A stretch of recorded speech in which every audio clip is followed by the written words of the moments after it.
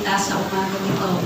Ito pong dating kabataan, ngayon ay family man na. Dati rin naging kasama namin sa church. Nandiyan pa tayo sa baba. At noon pa man ay ako ay nakikita ko talaga na siya ay may desire na maglingkod sa Panginoon. Last time nung narinig ko binanggit nakikita ko talagang nandun yung desire niya, talagang gusto niya magpagamit sa Panginoon. And last time, narinig ko si Pastor Herman, sinabi sa kanya, talaga dito si papastorin. In my heart, talagang I agree. Dumaan siya sa mga pagsubok, mga challenges sa buhay, and I believe na pagtagumpayan niya at ng kanyang pamilya. So, tayo po ay makikinig ng mensahe ng Panginoon na dalhin ng ating kapatid na si Brother Maki.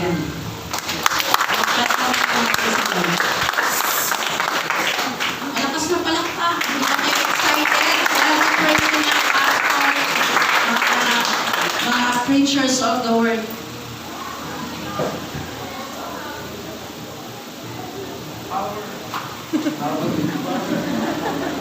Open-minded pa kayo?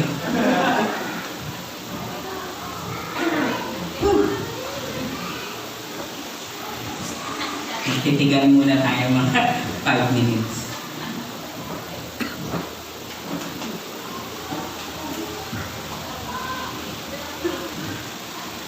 Kinakabahan po ako. Sobra. Ang lakas po ng kabog ng dibdib. Anyway,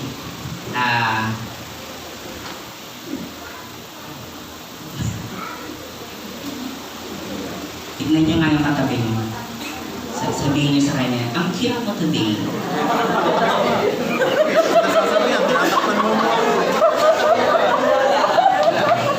Tapos ikaw naman na sinabi, today lang.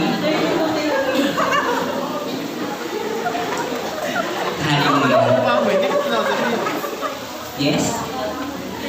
Kilig na kilig yung iba.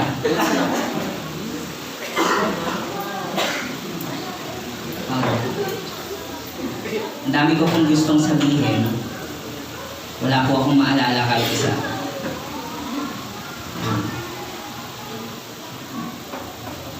Una po sa lahat, nagpapasalamat po ako kay Mama Rem dahil at kay Tatay Jude sa pagkakataon na makapaghatid ng Word of God, mga bagay na natutunan ko po sa sarili kong experience.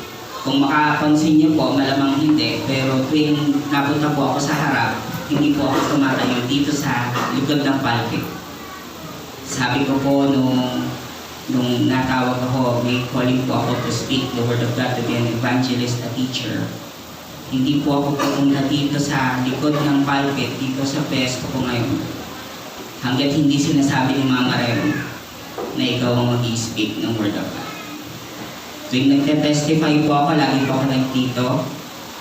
Pag nung nag-testify yung misis ko, nandito lang ako sa hotel. And minsan pag nagkikwento, nandiyan naman ako sa baba. But I never stand here. Because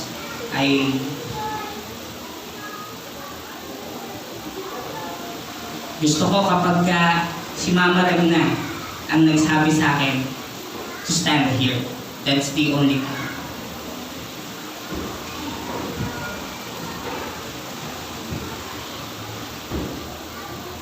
Because it's me, it means that it's God's time. Dahil ang dami kong, grabe, guys, sorry. Ang dami kong, seryoso agad. Ang dami natin pagkikwentuhan, guys. Sobrang saya nito. So, first, thank you, Mama Rem, for this opportunity. At nawa, sa message kong ito, hindi ito yung maging huli. Because, full disclosure, some of you guys will be offended. Some of you guys will be encouraged, pero some will be offended. Kumbaga, steak na to, hindi na to gatas. Hindi na to, this is a steak. So sa steak may buto. Mahirap nguyain. So this is hardcore Word of God. This is the essence of following Jesus. So, thank you po, Tatay Jun, Mama Ram, and I would like to thank the leaders sa cell group ko, Tatay Jun as my cell leader, si Ate Con sa cell leader ng aking wife. I'd like to thank you for your continued support sa mga churchmates po. Ayoko na po kayong isa-isahin, pero maraming po salamat sa inyong suporta. Tapos, I'd also like to thank Levi's for my outfit for today and Lacoste for my shoes.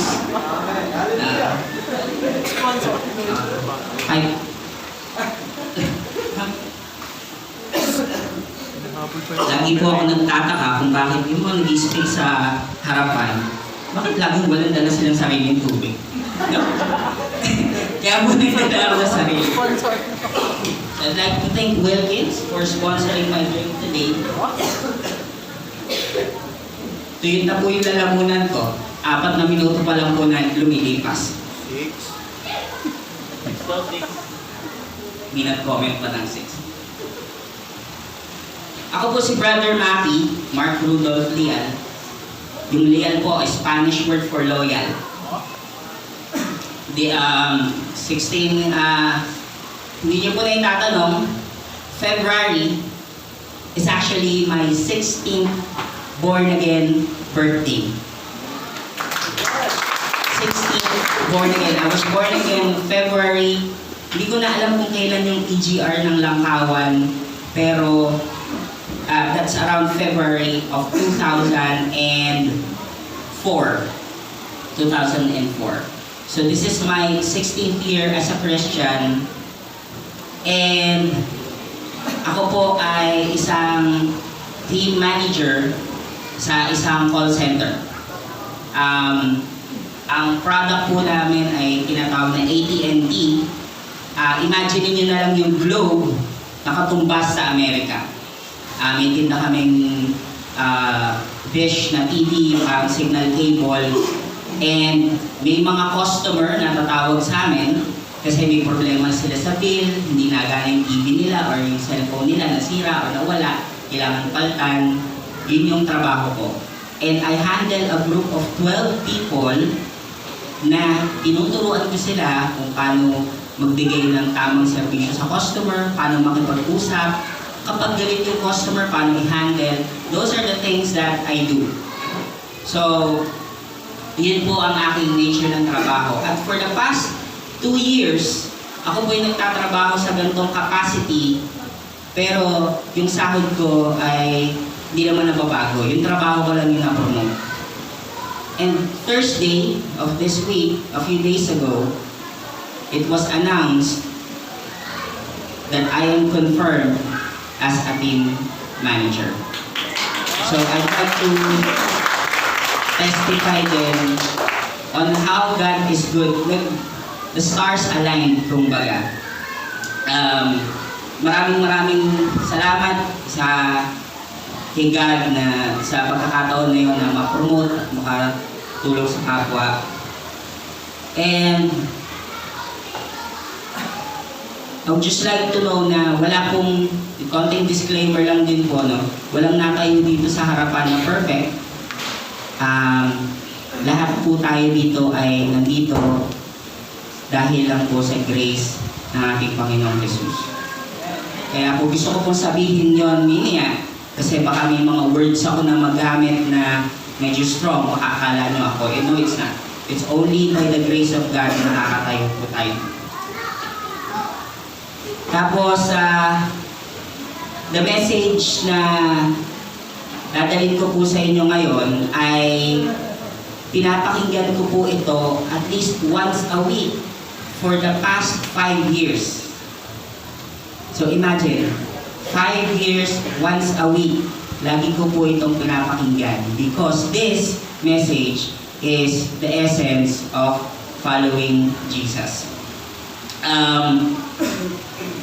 Nagkataon, ito po ay English. So kung mapapa-English ako ng konti, Pagpapasensyahan niyo po. Pero I trust na kaya naman natin yan. Especially yung mga youth, di ba? Yes.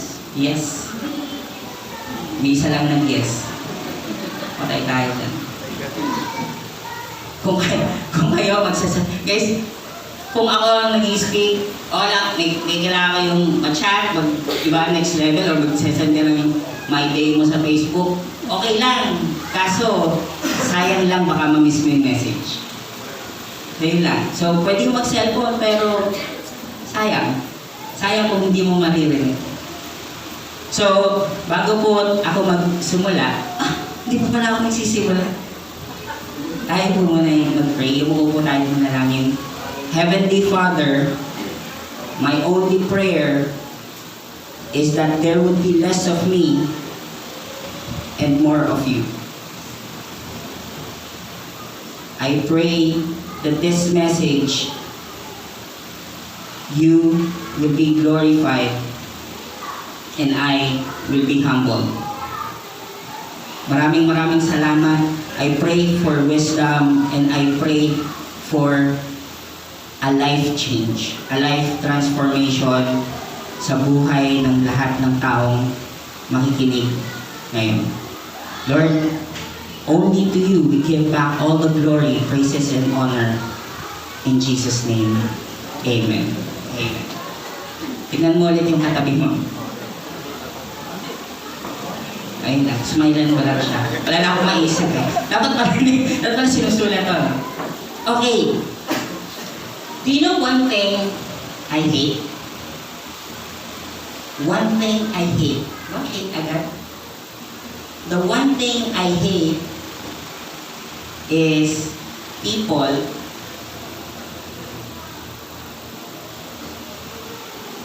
who mistreat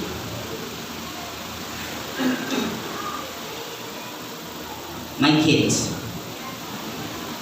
The worst thing that you can do for me is to do something or mistreat one of my kids.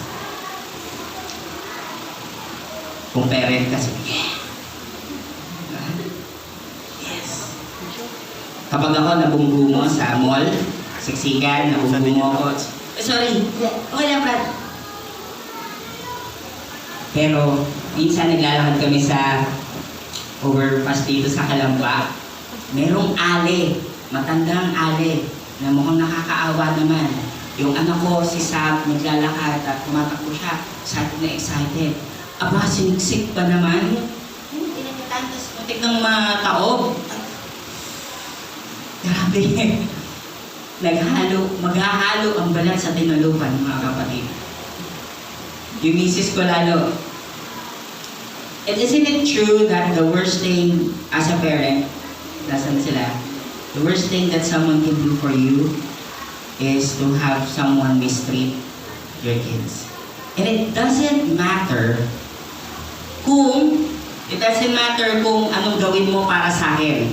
If you mistreated one of my kids, you can buy me gifts, you can give me money, you can sing me songs, or praise my holy name. But there's nothing you can do for me that will compensate for mistreating one of my kids.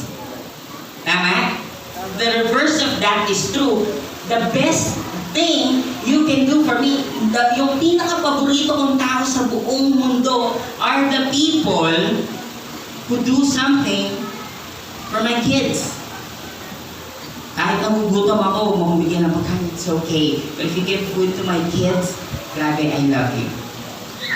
I promise you that. And I know that sa mga parents dito, you feel the same way. Tama? The worst thing that you can do for me is to mistreat my kids, but the best thing is to do something for my kids. Therefore, I just want to introduce to you two contrasts. One is called the temple model.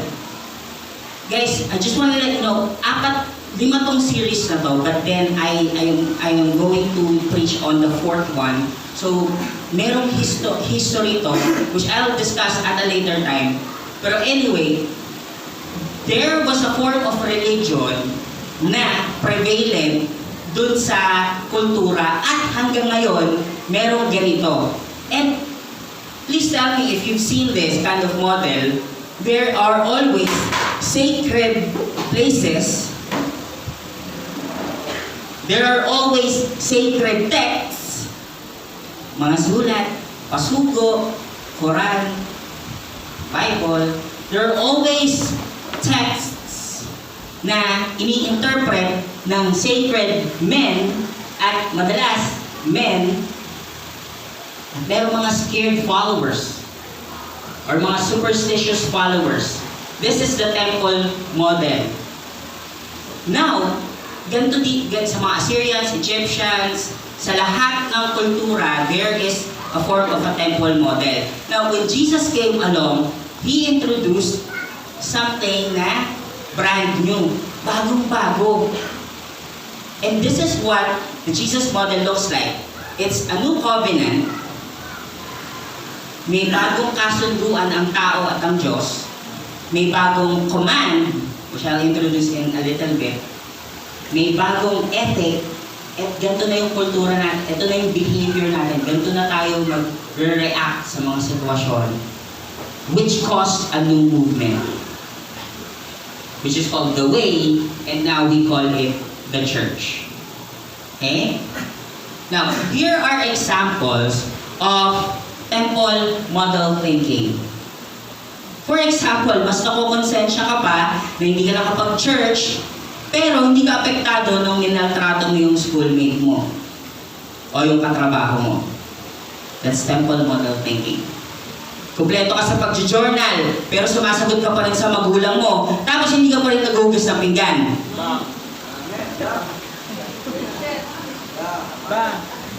Na-attend ka na cell group, pero pagtapos di ka matigil sa pag-Mobile Legends. Ang tanong mo lagi sa cell leader mo, dito ako natatawa eh. Kasalanan ba kung fill in the blanks? Kasalanan ba kung mag-holding hands kami ng girlfriend ko? Paano kung kasalanan ba kung uminom ng alak? Kasalanan bang mag-vape? Paano kung zero nicotine naman? Lagi kang nag-iisip ng mga bagay, ito yung gusto mong sabihin eh, gusto kong magkasala, pero saan ba yung limit? Laging may limit, gusto mong malaman yung limit.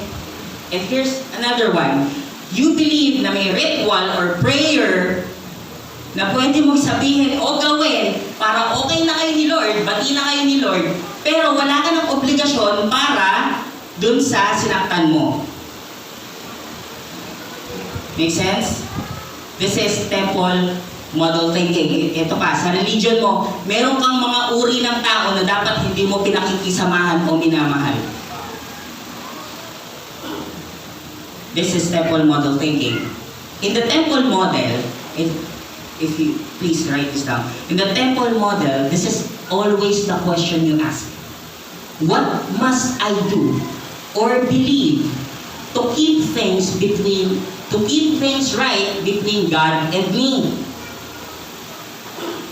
Lagi mong tinatanong, what must I do? What exactly must I do or believe to keep things right between God and me? Therefore, at the heart of the temple model, it's not God, it's you. At the heart of the temple model is not God, it's you. Here's a few things. Why do we pray? Jesus, bless me, or honor me, help me, give me my daily bread lagi. Why do we attend this service? Ay, Jesus, nakita mo kung nasan ako nung Sunday ng umaga? Huwag na yung Friday, ha? Let's forget Friday night. Nasan ako nung Sunday? Di ba nag-long sleeves pa ako? God, look at me. Bless me. Here's another one. Why do you read the Bible? Mag-journal ka lang naman kasi ikaw yung tutugtog eh. Mag-journal ka lang naman kasi may ibang nagsabi. Kasi may nag-check. Why do you attend cell group and training? Why do you obey? Ba't ka nakanta? Kasi may pinagpe-pray ka? Nagpe-pray mo yung crush mo? Di ba? Namin kayo? Or something to that effect? Right? Temple thinking always gravitate to rules and rituals. It also leads to loophole thinking. Ay, alam ko, minatrato ko siya, pero meron namang John 1:19 eh. That if I confess my sins, di ba? He's faithful and He'll forgive us. So okay na ako. Well, you might be good to go, but they're not good to go because of you. Temple thinking leads to exception to the rule thinking. Now here's the funny part about that. Christians believe Jesus taught at yung mga followers ni Jesus na sumunod sa Kanya nung na-resurrect si Jesus, ito yung tinuturo nila. That when you place your faith in Christ, you are fine with God and God is fine with you.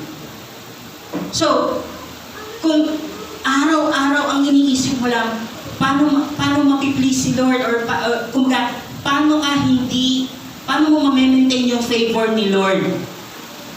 Tapos nakikipaglaro ka ng apoy sa mga kasalanan.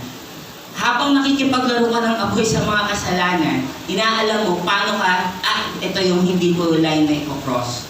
And it's never leading you to maturity. It always leads you to exception to the rule. Because the Jesus model, get this, centers on the you beside you. It centers on the you beside you. It is centered sa taong katabi mo, sa nanay mong makulit, sa kapatid mong walang trabaho, sa chismosa mong kapitbahay, sa boss mong iglesia ni Cristo, sa classmate mong Muslim, sa suki mong tinderang Chinese sa Divisoria, centered sa tropa mong bading, centered sa pamangkin mong adik sa pagbibig, centered sa workmate mong nasalanta ng pagputok ng taal. It is centered sa pinsan mong adik, sa mga taong tinuturing mong enemy. The Jesus model is centered on the you beside you. The Jesus model is an invitation to leave what's all about you and to embrace what's all about the you beside you. This is why Jesus, or this is what Jesus said. This is my commandment. How many commands? 10? No, si Moses yun. Ako isa lang. That you love one another just as I have loved you. Sabi ni Paul, tingnan mo, the only thing that counts. 6 years bago ko nabasa to back and forth. This is my third reading of the entire Bible in 16 years. Ibig sabihin, the only thing that counts, the only thing that counts is faith expressing itself through love. Sa lahat, sabi ni Paul, alam ko, the only thing, ako nga nagsulat ng mga kalahati ng New Testament eh. Alam ko sinasabi ko, the only thing that counts is faith expressing itself through love. For the entire law is fulfilled in keeping this one command, love your neighbor as yourself. Do you know why? Let's do some thou shalt not, or what should you do? Do you know why you should tell the truth? Ay, alam ko yan, Brother Maki, nabasa ko yan. Thou shalt not lie. Thou shalt not bear false witness. So, dahil sinulat ni God yung Bible, at ang Bible ay sinulat ni God, hindi dapat ako magsinungaling kasi, if I want to keep God's favor, then I shouldn't lie. No. You are wrong, but you're telling the truth. Let me explain. The reason why God says in the book, don't lie, is because concerned siya dun sa mga taong matutokso kang magsinungaling. Okay? Am I making sense? Concerned siya dun sa taong matutokso kang pagsinungaling. Kasi pag nagsinungaling ka, parang sinasabi mo sa asawa mo, or sa partner mo, or sa kapatid mo, or sa workmate mo, or sa customers mo, you are not worthy of the truth. Kaya dapat, you tell the truth kasi it is not because of keeping favor with God. It is making sure that you show love to your neighbor. Why do we bring our tithes and offering? May nagkwento sa akin, alam niyo, nakwento sa akin kasi para daw ako magka-girlfriend, kailangan ko daw honor the priest.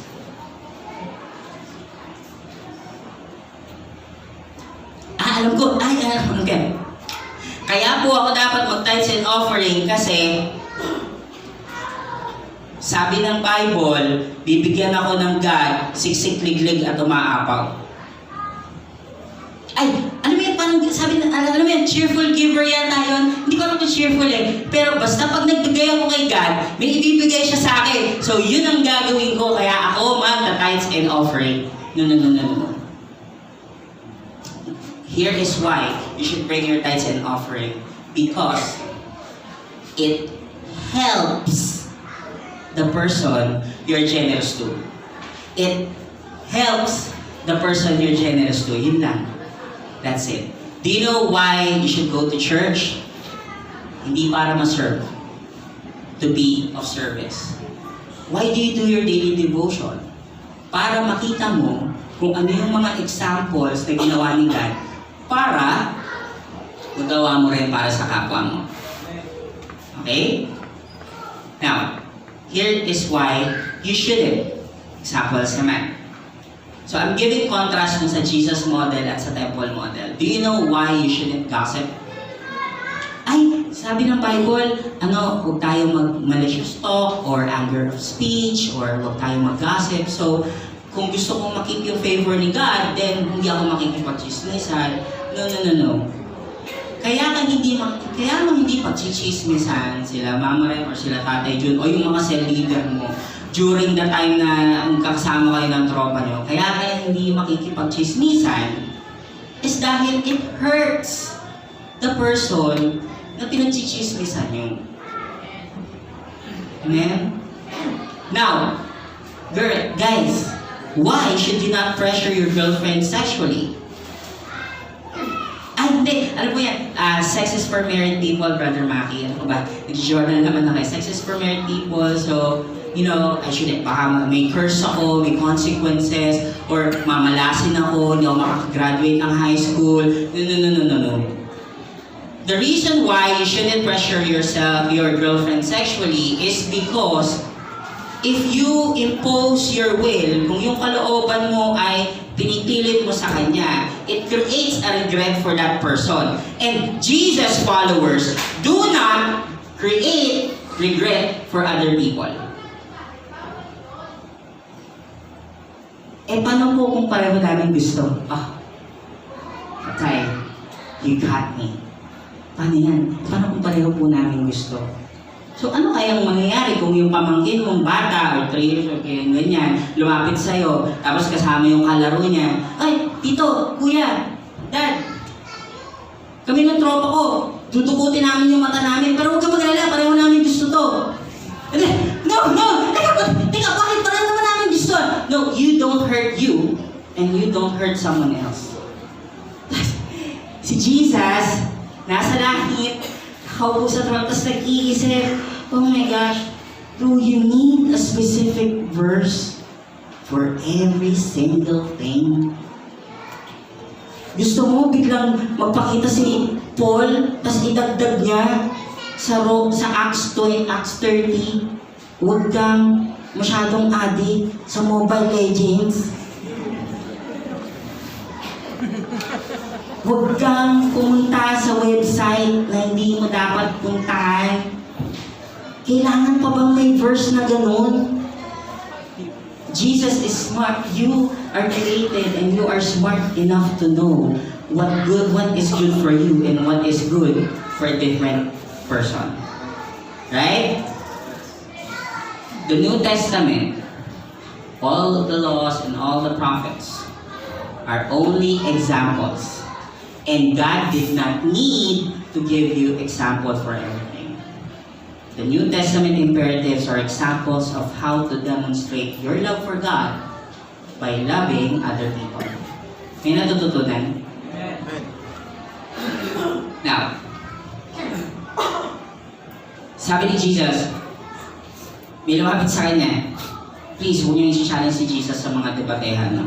Gusto nilang i-trap si Jesus kasi pag sumagot si Jesus, yung number 1, ang sasabihin niya, edi tama yung ginagawa ng mga Pharisee. Kapag naman yung number 2, hindi, sasabihin naman nila na hindi nila sinusunod ni Jesus yung sa Bible. So, ito sagot ni Jesus. May nagtanong sa kanyang Pariseo, sabi niya, Teacher, which commandment is the greatest in the law? This is what Jesus said.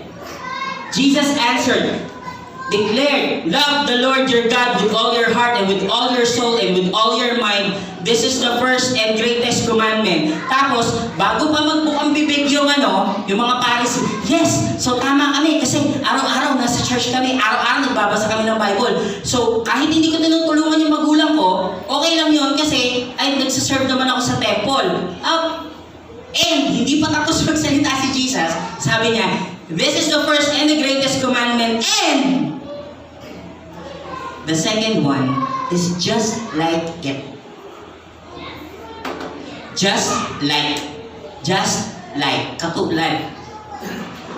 The second command, itinabi, pinagdugsong, dinikit, ginawa, nilagyan ng end.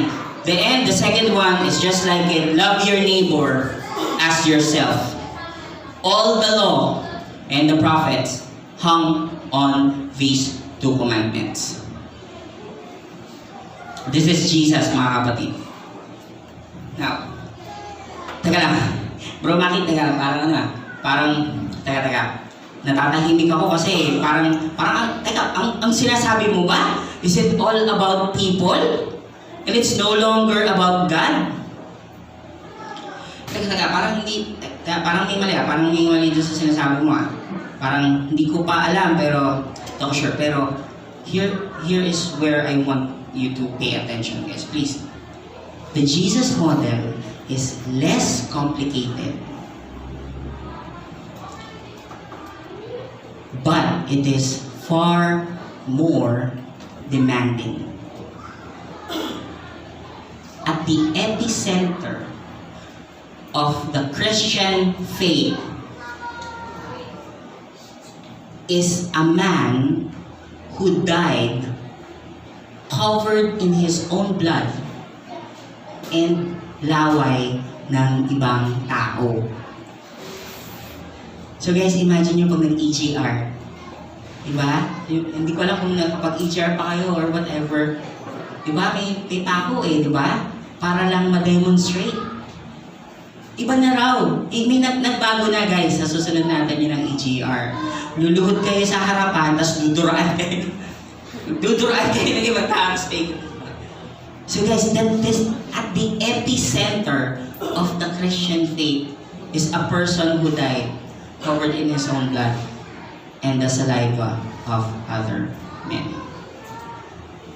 So don't think that this is easy. Okay, madali lang pala. This is just a love fest. No, don't think it's easy. It's less complicated, but it is far more demanding. Because we know that this is easy to find a place to hide in the temple. Sasabihin mo, hindi ka sila, nasa Old Testament yan, so hindi ko na yan kailangan i-apply. Bakit sabi ni Paul ganito? Tapos sabi naman ni Peter ganito. So dapat sa gitna. Hindi naman sinabi ni Jesus yan Wala naman sa Bible yung tungkol sa kung ano pa man. Diba? It is easy to find a place to hide in the temple or find your loophole. But it is hard to find a loophole in Jesus. Hahanapan nyo to ng loophole, guys. In your relationships with one another, have the same mindset as Christ Jesus. Sige nga, hanap kayo ng loophole. Wala. Love your enemies and do good to those who hate you. Find a loophole. Wala. Be merciful. How merciful? Just as your Father is merciful. The Jesus model. Remember that the temple model, isa lang laging tanong dyan eh. What must I do to keep things right between God and me? But the Jesus model, guys, here is the question. What does love require of me? What does love require of me? When our Heavenly Father answered this question, this is how far it goes.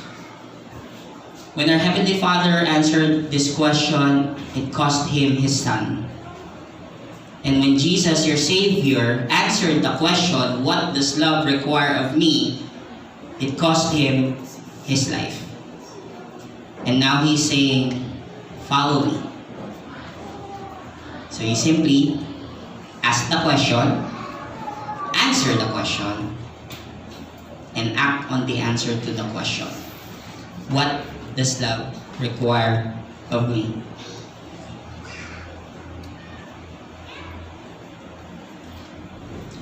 What does love require of me?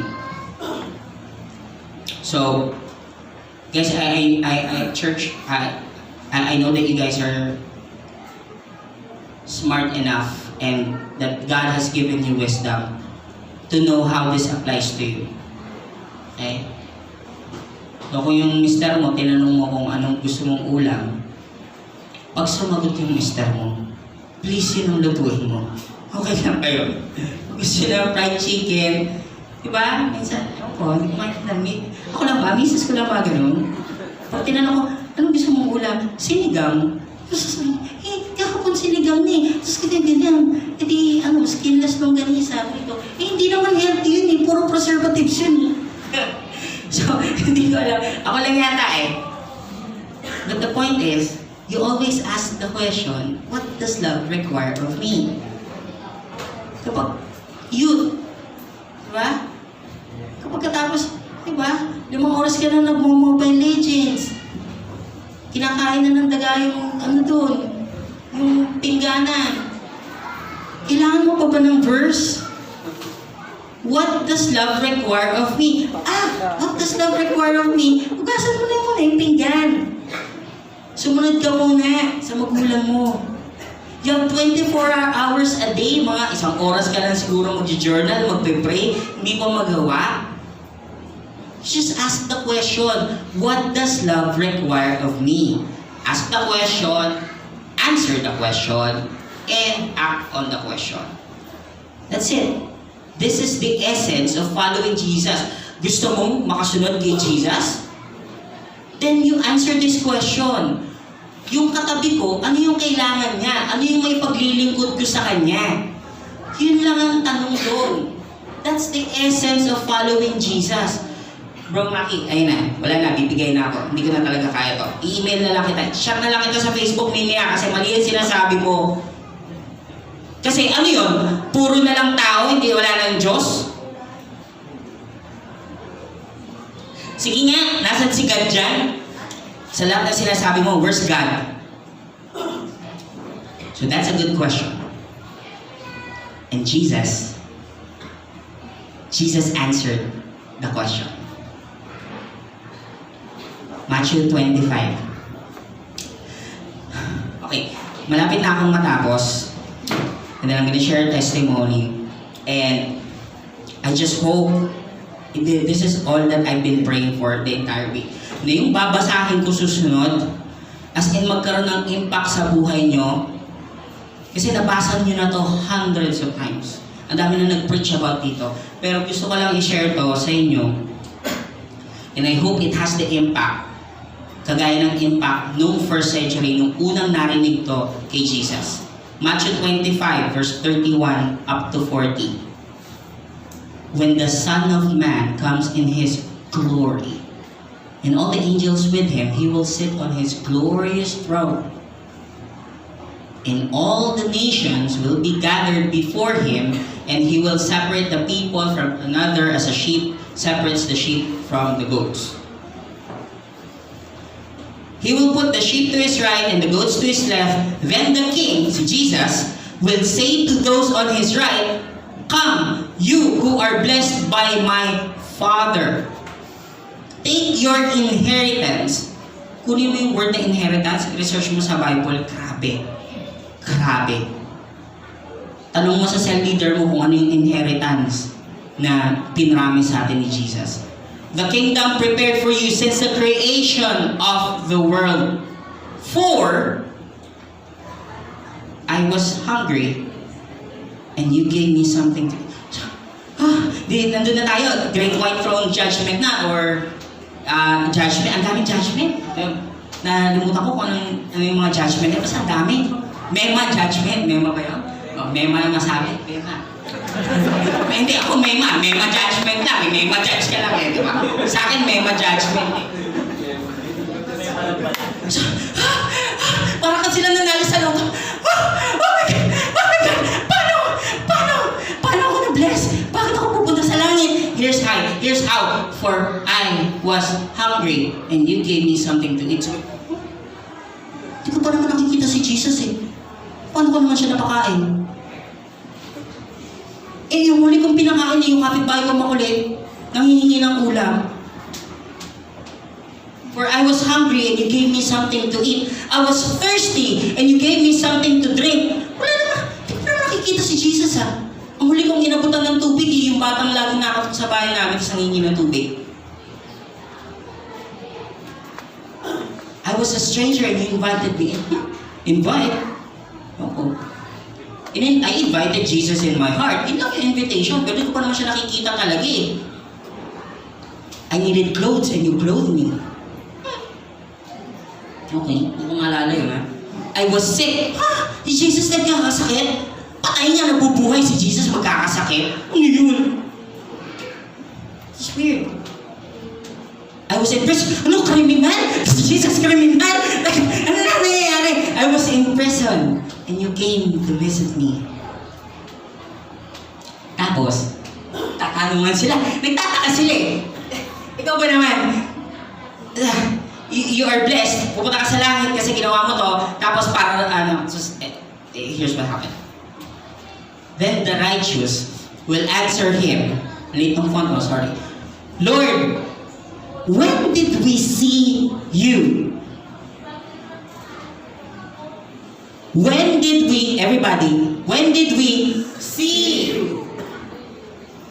When did we see you hungry and feed you? Or thirsty or give something to drink? When did we see you a stranger and invited you in, or needing clothes and clothe you? When did we see you sick or in prison and come to visit you? Then the king will reply, truly I tell you, whatever you did for the least of these brothers and sisters of mine, you did for me. The Jesus model centers on the you beside you. Your devotion to God is illustrated, demonstrated, and authenticated by your love for others. Kung gusto mong malaman kung gaano ka katangkad, pero wala kang vertical na measure, you find out your weight. Gusto mong mapakita kung gaano mo kamahal. Di ba? Pindot ko siya. Hello? Diba? Excited ako masyado. Kung gusto niyo malaman kung... Sige, gusto kong mapatunayan sa Diyos na mahal ko siya. Gusto niyo mapatunayan? Prove it by showing your love for the person beside you.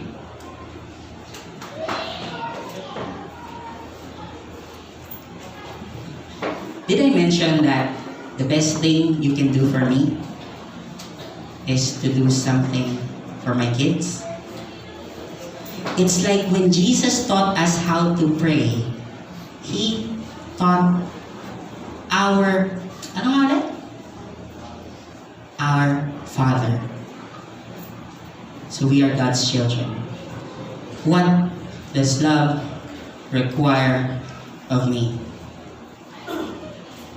What are we going to do, guys? Sabay-sabay. 1, 2, 3, go. We are going to ask question. And we're going to Answer the question. and act on the answer.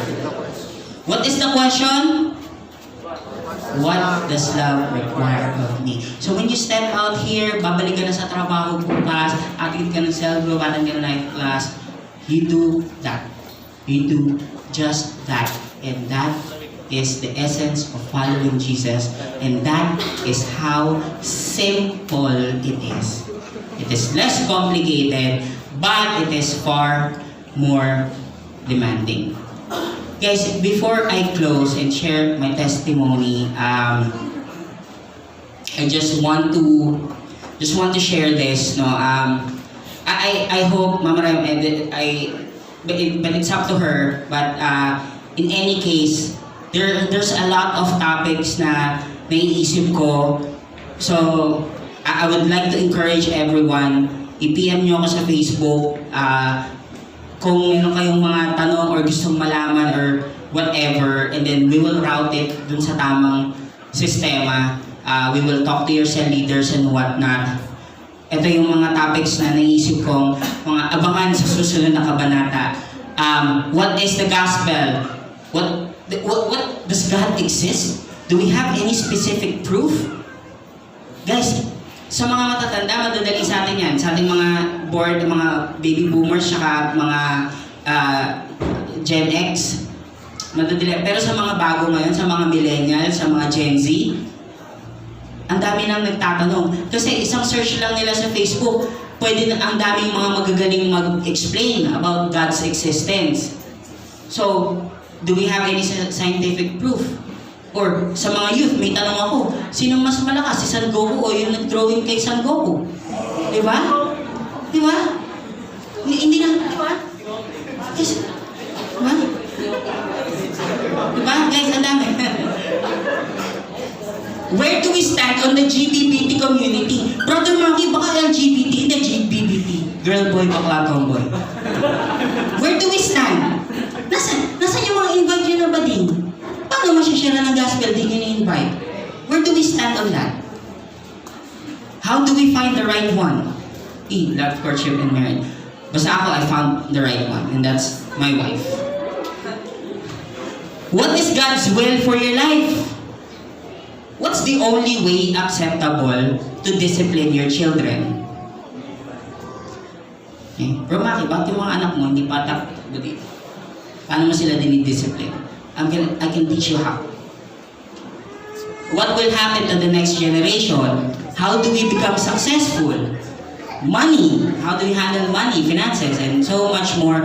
So these are the topics. If you have anything na may mga question kayo, just send me thoughts or questions. Search Bro Maki. And that's it. Yeah, that's my profile picture. And guys, the reason why I shared this is because of this, guys. And this is where I close.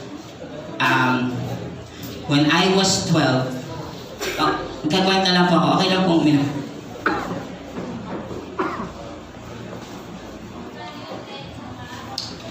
When I was 12 years old, mayaman kasi kami dati. Alam niyo ba yung Green Hill Shopping Center? Yan, it's like we manage the entire place. So, ang school ko noon ay sa OB Montessori. Ang schoolmate ko ay sila Isabel Granada, sila Aisa Sigera. Kamukha ko nga si Aisa Sigera, di ba? Sila Serena Del Rimpol, Wawi de Guzman. So, bigatin. So, hindi ko alam kung gaano ka totoo, pero extras lang yata ni nanay. Pero my mom is earning daw about 10 million a month. 10 million pesos a month. So that's a lot of money. Ang baon ko noon, 1,000 pesos. Magagalit pa ako. Mom, Nay, Azar, 1,000 pesos lang. So we were rich. So tuwing bakasyon, it was March 18, 2001, tuwing bakasyon, umuwi kami sa lola's house ko dito sa Los Baños. And when I was there, paggising ko ng umaga, nakapajama pa ako, nanonood ako ng TV, nanonood ako ng Cartoon Network, kasi di man ako nanonood ng news kasi 12 years old lang ako. And nagkakagulo yung mga katulong, ang iingay nila, so gulo-gulo. And then someone picked me up, sinakay ako sa Pajero, and then drove away. Pagdating namin sa Pansol, my brother was inside, tahimik lang lahat ng nandun sa loob. Pagdating sa Pansol, he tapped me on the shoulder and said, "Nak, Ma, wala na si nanay." Now, it's one thing to know na nalaman mo na patay na yung nanay mo kasi nagkasakit or one thing, but it's another different level when you find out that she was killed. Yung nanay ko yung pinatay. Now, it's one thing to know na pinatay yung nanay mo ng magnanakaw or whoever, but it's a different dimension when you find out that the person who killed your mom is your own dad. Sinamuray siya, pinagbabaril siya. I saw her body sa morgue. It was one of the most traumatic experiences of my life. In that instant, lahat wala na. Tatlo kami magkakapatid. Ako yung bunso. My eldest brother is a high school dropout. Yung pangalawang kong kapatid is just graduated high school and I was grade 6. That's March 18 of 2001. And so I rebelled. Grade 3 pala, naninigarilyo na ako. Pa-counter-strike lang. Nagbubulakbol. Pumasok ako dyan sa Carburn, 3rd year high school, kasi nag-drop out ako ng Canosa, kasi wala akong pamasahe pa uwi, so naglakad ako mula Kalamba sa Halam, hanggang Los Baños dito sa Bambang. 2 oras ako naglalakad kasi wala akong pamasahe pa uwi. Sabi ko, kung ganito nila lang naman pala, hindi magda-drop out na ako. Nag-drop out ako, lumipat ako sa Carburn, tapos kakaway lang ako sa guard, tapos tatalikod, tapos mag-aalis. Hindi ako pumapasok. Isang buong 3rd grading, hindi ako pumasok. And yan, puro pagre-rebelde. And then one day, 2004, I stepped out dun sa computer shop, dyan sa Bambang. Tapos may nakita akong babae. Ang ganda. Ibang level. And I was 16 years old. So nung nakita ko, oh goodness. Ganun pala yun, no? Kasi syempre, ang alam ko lang, magpagpari lang ka sa computer. Yun lang alam ko, hindi ko alam na meron palang girls. Doon ako nag-watch. Guys, medyo mataba na ako ngayon ha. Pero ang ganda kong lalaki dati.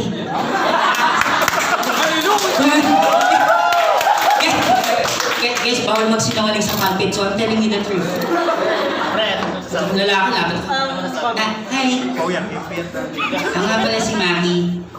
Pakilala ko. And then, nanliligaw ako, no? Nanliligaw ako. Isang araw, Sunday noon, tumawag ako, 9 o'clock. Pagtawag ko, sumagot yung kapatid niya.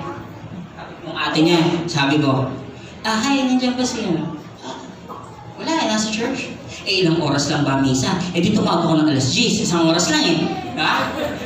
Hindi, nasa church pa. Alas 10 ng umaga. Okay, makes sense. Tumawag ako alas 11. 2 hours. Baka Iglesia ni Cristo, 1 and a half. Okay, sige. Okay, bye. 11. Nasa church pa rin daw. Ano ba to? Jehovah's Witness? Naubusan ako ng ano Tumawag ako alas 12. Nasa church pa rin? Anong church to? Tumawag ako alauna and I finally got to speak with her and nag-church daw siya. Yung church nila, nalaman ko, yung kanto dito sa Agua, grabe, kami nga pinagmumura ko yun Pag nadaan ako doon, nagbabay ko, hoy, may mga birthday kayo! Binabato ko ng bato. Paano? May mga nagda-drums. Eh syempre, nanliligaw ako. Ito nung nanliligaw ako, in-invite ako. Patay! Pag-invite sa... eh, hindi nila alam. Pero sa bagay, hindi naman nila siguro nakilala eh. Kasi yun yung nababato sa kanila, yung, bug ba to? Ako yun! Ano mga 2004? Nagpalit kami kasi yung nililigawan ko, ayaw niyang makakita ko yung mga hallelujah, praise the Lord. So nagpalit kami, tapos pagpasok ko ng pinto, ano kami, tahimik lang, tapos na yung kantahan, pagpasok ko ng pinto, ang una kong narinig ay si Mama Rem. And this is what she said, and I'll never forget it. Huwag mong sayangin ang buhay mo. Si Mama Rem yung nagsasalita, but I believe it was Jesus speaking through her. And then I started to listen. Hindi magic. Binitawan ko yung bisyo, binitawan ko yung mga bagay na alam kong makakasama sa akin. And then I started to listen. Siguro mga 16 years na akong hindi nagmumura. Oo. Sabi nga ng misis ko, baka naman magmura ka doon, eh. Ewan ko, baka madala akong gusto nandun dati. I let go and I listened. And then I got curious.